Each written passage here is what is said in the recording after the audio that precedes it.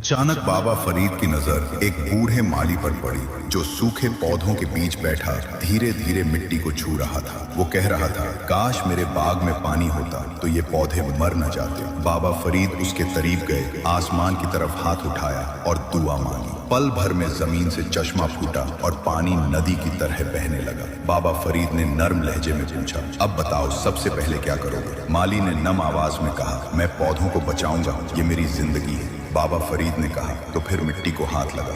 माली ने हाथ बढ़ाया, पौधे हरे होने लगे और खुशबू हवा में फैल गए। बाबा फरीद ने कहा, ये सब तुम्हें अल्लाह ने दिया है। ये कहकर वो आगे बढ़ गए। वक्त गुजरा, बाग मशहूर हुआ, माली बागों का मालिक बन गया। फिर एक दिन बाबा फरीद दोबारा उसके पास आए। कहा, मैं मुसाफिर हूँ, क्या एक फूल दे सकते हो? माली ने सर्द लहजे में कहा, ये फूल बेचने के लिए हैं, बांटने के लिए नहीं। सब मेरी मेहनत का नतीजा है। बाबा फरीद ने सुकून से पूछा, लेकिन तुम तो पानी को तरस रहे थे ना? माली बोला, वो वक्त गया, अब मैं खुद हर चीज संभालता हूँ। बाबा फरीद मुस्कुराकर बोले, इंसान जब खुशबू में जीता है तो मिट्टी की खुशी भूल जाता है। ये तो तुम्हारा इम्तिहान था। ये कहकर वो आगे बढ़ गए। कुछ लम्हों बाद माली ने पौधों की तरफ देखा।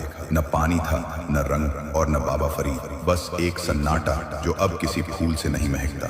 अचानक बाबा फरीद की नजर एक बूढ़े माली पर पड़ी जो सूखे पौधों के बीच बैठा धीरे धीरे मिट्टी को छू रहा था। वो कह रहा था, काश मेरे बाग में पानी होता तो ये पौधे मर न जाते। बाबा फरीद उसके करीब गए, आसमान की तरफ हाथ उठाया और दुआ मांगी। पल भर में जमीन से चश्मा फूटा और पानी नदी की तरह बहने लगा। बाबा फरीद ने नर्म लहजे में पूछा, अब बताओ सबसे पहले क्या करोगे? माली ने नम आवाज में कहा, मैं पौधों को बचाऊंगा, ये मेरी जिंदगी है। बाबा फरीद ने कहा, तो फिर मिट्टी को हाथ लगा।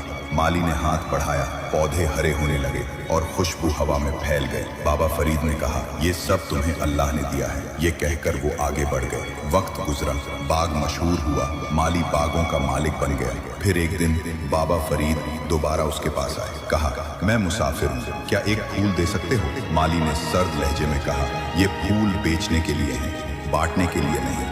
सब मेरी मेहनत का नतीजा है। बाबा फरीद ने सुकून से पूछा, लेकिन तुम तो पानी को तरस रहे थे ना? माली बोला, वो वक्त गया, अब मैं खुद हर चीज संभालता हूँ। बाबा फरीद मुस्कुराकर बोले, इंसान जब खुशबू में जीता है तो मिट्टी की खुशी भूल जाता है। ये तो तुम्हारा इम्तिहान था। ये कहकर वो आगे बढ़ गए। कुछ लम्हों बाद माली ने पौधों की तरफ देखा। न पानी था, न रंग और न बाबा फरीद, बस एक सन्नाटा जो अब किसी फूल से नहीं महकता। अचानक बाबा फरीद की नजर एक बूढ़े माली पर पड़ी जो सूखे पौधों के बीच बैठा धीरे धीरे मिट्टी को छू रहा था। वो कह रहा था, काश मेरे बाग में पानी हो